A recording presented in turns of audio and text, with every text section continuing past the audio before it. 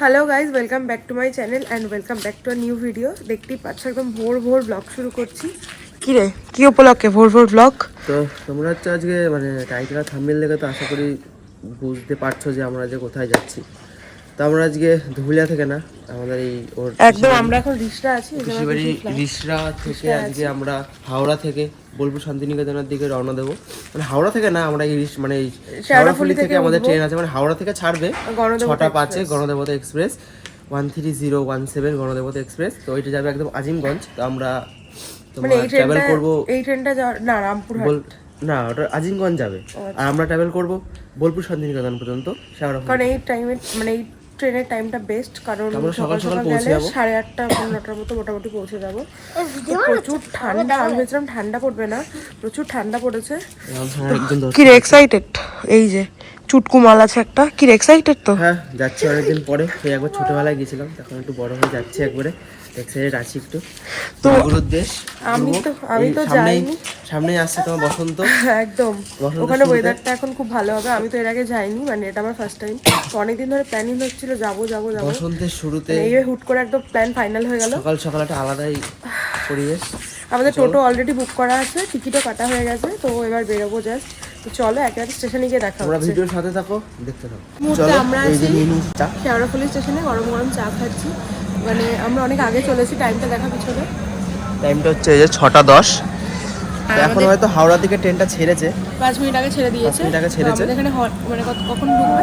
আমাদের এখানে ঢুকবে 6:30, 2 মিনিটের হল্ট আছে আমাদের এখানে।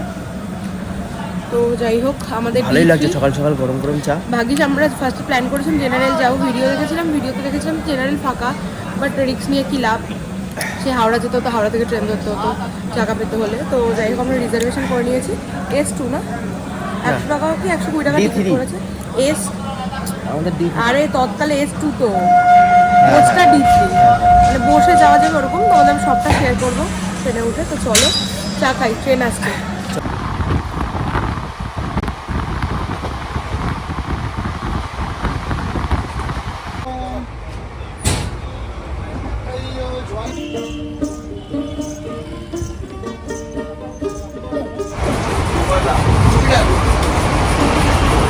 টিটি সাহেব চলে এসছে, টিকিট চেক হচ্ছে আমাদের।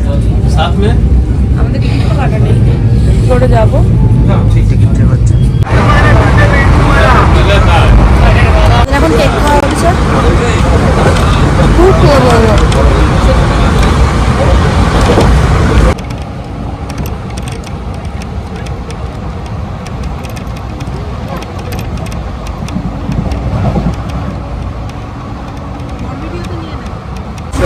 টিকিট পর্বটা হয়েছে, টিকিট পর্বটা করে বর্তমান আমাদের দিচ্ছে, ঘড়িটা কাটা হয়েছে 7:30 বাজে। গাড়ি একদম রাইট টাইম চলছে। চলো দেখা হচ্ছে তোমার সাথে।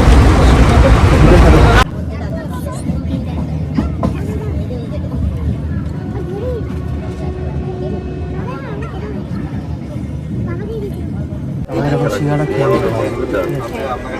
10 টাকা পিস সিঙ্গাড়া, 3টে 30 টাকা।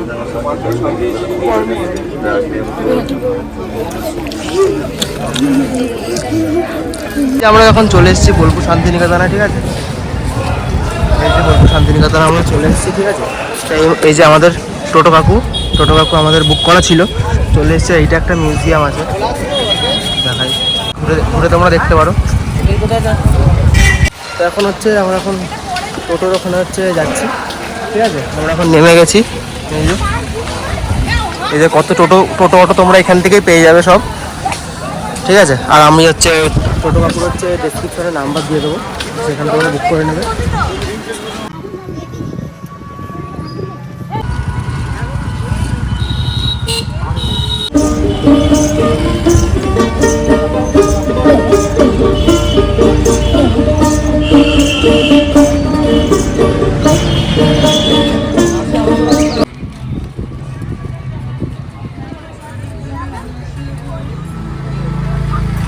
এখানে দোকান আছে, এরা তোমাকে ইনফ্লুয়েন্স করবে পুজো দেওয়ার জন্য, তোমরা চাইলে দিতে পারো। এই যে মন্দির, আই থিঙ্ক, হ্যাঁ ওই যে ভিতরে মন্দির। আর এখানে হচ্ছে তো চলে এসেছি আমরা কঙ্কালতলি কালী মন্দিরের ভেতরে। তো ভেতরের অ্যাম্বিয়েন্সটা ঠিক অনেকটাই সুন্দর।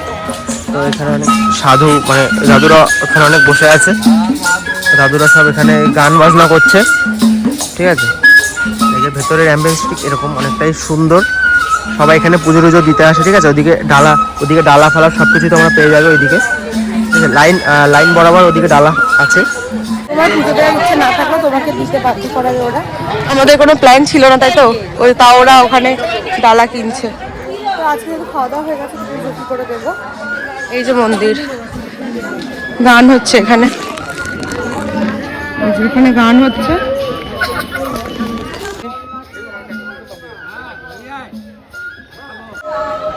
এই যে এখানে সবাই ধ্যান করছে। এখানে ঠিক বলি হয় ওখানে এই জায়গা, এই জায়গাটা বলি হয় যে এখানে। আমি জানতাম না, এটা আমার বউ বললো। এখানে যাদের যাদের মানসিক থাকে গিট বাঁধে, পরে এসে গিট।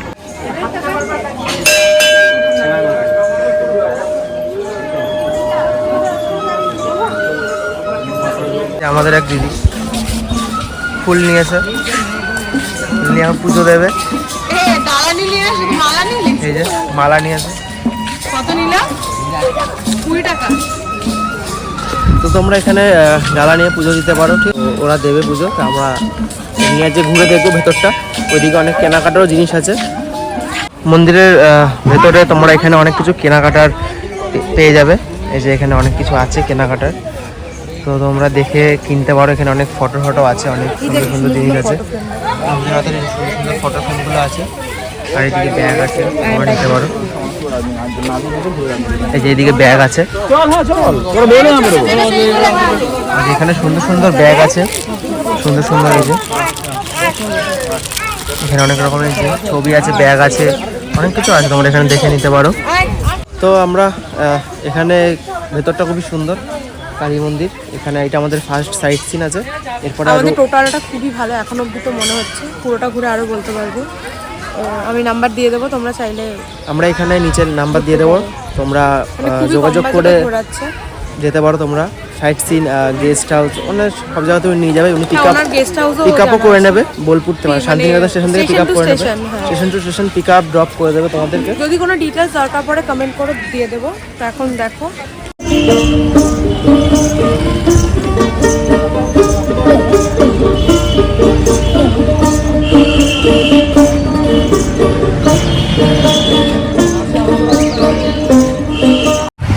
গাইজ, এটা হচ্ছে কুপাই নদী। এখানে হচ্ছে এইটাকে নিয়ে তোমার রবীন্দ্রনাথ যে কবিতা লিখেছিলেন, এটাই।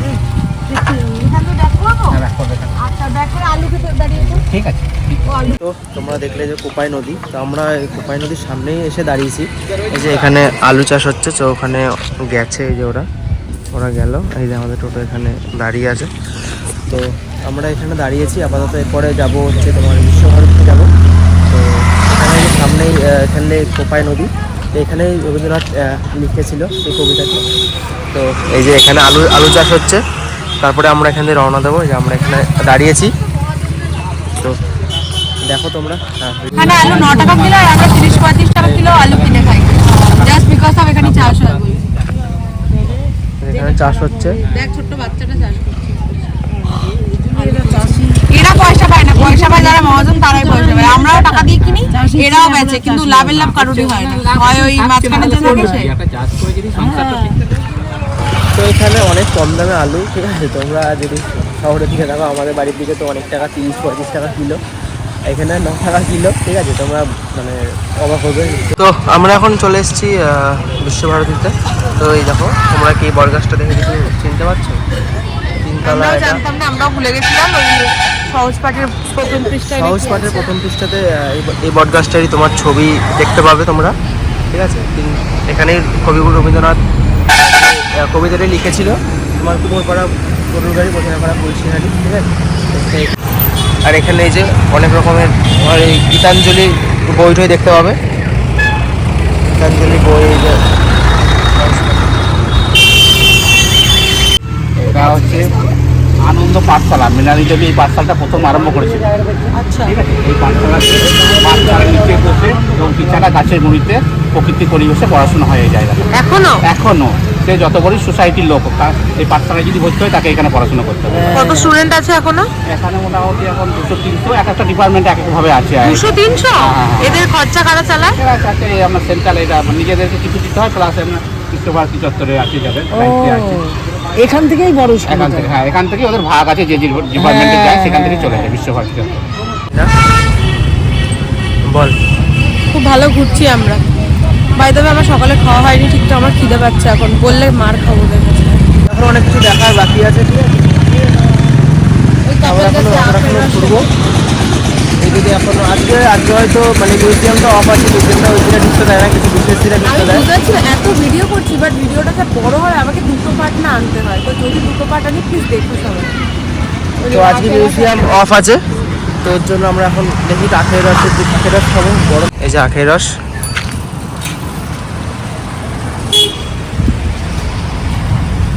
আমরা এখন ওই এখানে এখন বেরিয়ে যাবো, ছাতিমতলা ওইদিকে যাবো।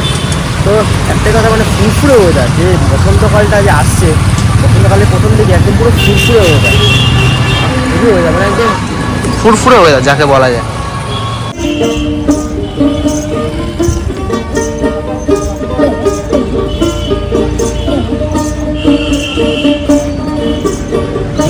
এই যে আমরা চলে এসেছি তালকধ্বজ, ঠিক আছে? এই যে বাড়ির উপর থেকে তাল গাছ বেরিয়েছে, ঠিক আছে? বাড়ির উপর থেকে তাল গাছ বেরিয়েছে, যেমন তালকধ্বজের সামনে। এখান থেকে এই যে বাউল গানটা ঠিক এই জায়গাটা পড়বে, আর এই যে হচ্ছে সেই মাঠ, ঠিক আছে? যেখানে সেই আগে যে খেলা হতো, ঠিক আছে? যেটা তোমরা সবাই জানো। তো আমরা এখানে এসেছি, তো এখানে এই যে ভেতরটা এই যে মিউজিয়াম, ঠিক আছে? এখানে আর এই যে সেই মাঠ, যেখানে তোমার এখানে হচ্ছে রাস্তা না হচ্ছে সেই মিউজিয়াম রবীন্দ্রনাথের। আর ওইদিকে ছাতিম গাছটা আছে, আমরা এখন যাবো, ওখানে এসেছি। সেই বিশ্বভারতী, এই যে গেটটা এখন হচ্ছে বন্ধ আছে, ঠিক আছে? এটা তোমাদের কিছু অকেশনে তোমাদের খোলে, যেরকম রবীন্দ্রনাথের জন্মদিনের দিন, মৃত্যুবার্ষিকীর দিন, আর কিছু কিছু অকেশনে খোলে। সামনেই দোল উৎসব, তোমরা সবাই আসতে পারো, ঠিক আছে? অবশ্যই রবিবার করে আসবে, রবিবার করে আমি শুনলাম খোলে, টোটো বললো যে রবিবার করে খোলে, তোমরা হচ্ছে আসতে পারো, ঠিক আছে? এই যে ঢুকে গেল এইটা না, এটা হচ্ছে রবিবার করে খোলা থাকে, 300 টাকা লাগে। আর 100 টাকা কোথায় যেতে লাগে? 100 টাকা তো ওইদিকে কোথায় বললো। এটা হচ্ছে আসলে যে এটা হচ্ছে বিশ্বভারতী আসলে। পড়াশোনা কোথায় করে? এখানেই করে সবাই? ভেতরে অনেক ছাতিম গাছ আছে, যেখানে সে কবিতা লেখে, ওইগুলো সব ভেতরে। তো রবীন্দ্রনাথ খুব রোমান্টিক মানুষ ছিল, রোমান্টিক কবিতা লিখে লে বয় ছিল। এই শাট আপ। যখন বিশ্রাম নিচ্ছিল তখন রবীন্দ্রনাথ ঠাকুরের বাবা বেরিয়ে দেখে জায়গাটা তো খুব সুন্দর, ঘন জঙ্গল, লাল মাটিতে, তার তখন খুব ভালো লাগে। তখন একটা কবিতা লেখে, তুমি আমার মনের আরাম, প্রাণের আরামের, হৃদয়ের আরামের, আত্মার শান্তি, তার এতটাই ভালো লাগে।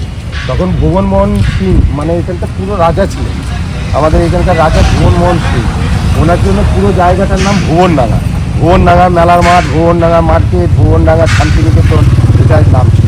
বোলপুরের আগের নাম ছিল বলিপুর, এখানে মোষ বলিপুর, ওই জন্য বলিপুর নাম।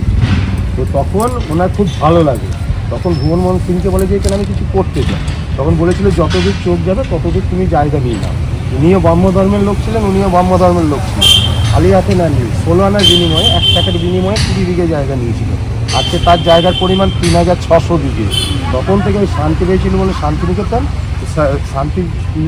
শান্তিনিকেতন আর বলিপুরের নাম বোলপুর। আর দেশ স্বাধীনের আগে রবীন্দ্রনাথ ঠাকুর এই জায়গায় বসে জাতীয় সঙ্গীত লিখেছিলেন এইখানে। ওই জন্য যে কোনো শান্তিনিকেতনের অনুষ্ঠান প্রথম এইখানে আরম্ভ হবে, এইখান থেকে আমরা অন্যদিকে যাই। আর এইখানে লাস্ট ইয়ারে ছেলেমেয়েরা যখন বেরিয়ে যায়, একটা করে উত্তরীয় ছাতিমের পাতা দিয়ে তাদেরকে সম্মানিত করে। না, এই 4 কোণে 4টে ছাতিম গাছ আছে, আর ওই 4 কোণে ঘেরা আছে, ওইটা হচ্ছে ছাতিম গাছ। ওইখানে দেখবেন ওই এই গ্রিলটার শেষে ওইখানে লেখাই আছে, দেখবেন ওই সাদা রঙের সাইনবোর্ডের মধ্যে। দাদা যেগুলো ইনস্ট্রাকশন দিল, তো সেটা একদম সত্যি, ঠিক আছে? তো সেরকমভাবেই মানে এরকমভাবে লেখালেখি করেছে। তো ওই জায়গাটা তো দেখলেন, এই জায়গাটা। হ্যাঁ এখানে বলে একটা গাড়ি 5টা বাড়ি আছে। হ্যাঁ, একটা গাড়ি আছে, সবকটা ছাতিম গাছ, 4 কোণে 4টে ছাতিম গাছ, আর মাঝখানে একটা ছাতিম গাছ। আর হচ্ছে গাড়িটা কোথায়? গাড়িটা এখানে রয়েছে। গাড়িটা এইদিকেই আছে। হ্যাঁ, লাস্ট ইয়ার যারা বেরিয়েছে তাদেরকে একটা করে উত্তরীয় আর ছাতিম পাতা দিয়ে ইয়ে করে। সামনে সাইনবোর্ডটা আছে বললো। টুরিস্ট নিলে তোমরা হচ্ছে এই সুবিধাগুলো পাবে। হ্যাঁ, টুরিস্ট নিলে তোমার এই সুবিধাটা পাবে, কিছু টাকা সব দিয়ে তোমরা জানতে পারবে, এগুলো ইউটিউব ঘাটলেও তোমরা নিতে পারো। পাবে। এই যে ছাতিমতলা লেখা আছে। এই বাবা, স্টুডেন্ট কার্ড আনলে 10 টাকা। এই হলো টিকিট আমাদের। রবীন্দ্রনাথের কি সিগনেচার করা এগুলো? না না, যাই হোক 100 টাকা। আই কার্ড আনলে 50 টাকা হতো, আমরা আনিনি। এই যে চলো ভিতরে যাওয়া যাক। তো এই যে আমরা এখন এই মিউজিয়ামের ভেতরে ঢুকবো। এখানে জুতো রাখতে হবে। আই থিঙ্ক ভেতরে ক্যামেরা করা নিষিদ্ধ। তো এখানে তারপরে বাইরে গিয়ে এসে আবার দেখা হচ্ছে। এই জাস্ট ভেতর থেকে বেরোলাম, তো 100 টাকা কি দেখলি বল ভেতরে? হ্যাঁ, কি দেখলি? অনেক অনেক অনেক কিছু দেখেছি। 100 টাকার টিকিট তো ওয়ার্থ ইট। এখনো দেখা বাকি আছে ওইদিকে। হ্যাঁ, মানে এই মিউজিয়াম দেখলাম, এখন আমরা অন্যদিকে যাচ্ছি বাড়ি দেখতে। সবকিছু আছে, মানে সবকিছু জোড়াসাঁকোতে যেগুলো নেই সেগুলো এখানে পেয়ে যাবে, আর কিছু না। তারপরে এখানে কিছু বছর হ্যাঁ, ছিল, এখানে ছিল। সেখানে একটা বড় বেলাকার স্মৃতি। আবার ওখানে উনি দেহত্যাগ করেন, মানে মারা যান। তো সবকিছু মিলিয়ে মিশিয়ে এই জায়গাটা খুব ভালো একটা জিনিসপত্র। ওইদিকে চিঠি লিখেছিলেন ওনার দিদি ওনাকে, উনি ওনার বউ অনেক কিছু। ওই যে সেই তোমার তোর হচ্ছে পেন, কলম, তারপরে ইউজ করা জিনিসপত্র সবকিছু আছে। মানে মিউজিয়ামে যারা থাকার দরকার সেসব জিনিসপত্র আছে। এখন দেখবো, ঘুরবো, তারপরে আবার টোটো দেখি। সোনা লাস্ট কোথায় যেন যাবে বললো, এরপরে মনে হয় আর একটা জায়গায় যাবো, দেন খেতে যাবো মনে হচ্ছে। হ্যাঁ, খেতে যাওয়ার পরে কারণ এখন অলরেডি লাঞ্চটা করে দুপুরে 12টা বাজে। লাঞ্চটা করে দুপুরে তারপর সোনাঝুরি হাটে গিয়ে আমরা বাড়ির দিকে রওনা দেবো। ওই যে ওখানে হচ্ছে রবীন্দ্রনাথের গাড়ি। ওয়েট করো, দেখাচ্ছি। ব্ল্যাক কালারের গাড়ি চড়তেন উনি। হ্যালো গাইস, এই যে রবীন্দ্রনাথের ব্যবহৃত হাম্বার গাড়ি। চলো গাড়িটা দেখি। এই যে হচ্ছে গাড়ি। ঠান্ডা লেগে গেছে বাবা। বেশ রয়্যাল ব্যাপার আছে ওনার সব জিনিসপত্র কিন্তু।